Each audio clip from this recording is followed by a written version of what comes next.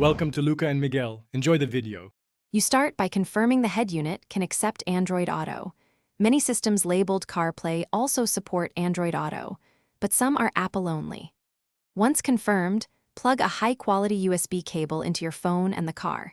Make sure the cable carries data, not just power.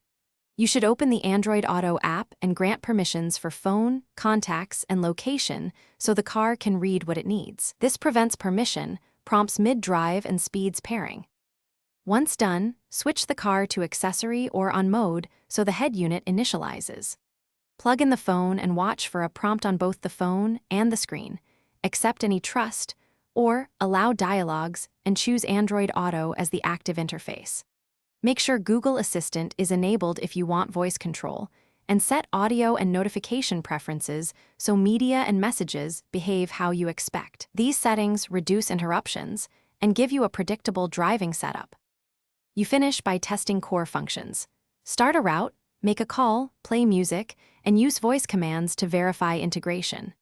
If the car doesn't connect, switch USB ports, reboot your phone, and set the USB mode to file transfer or Android Auto. Cables and ports are the most common failures.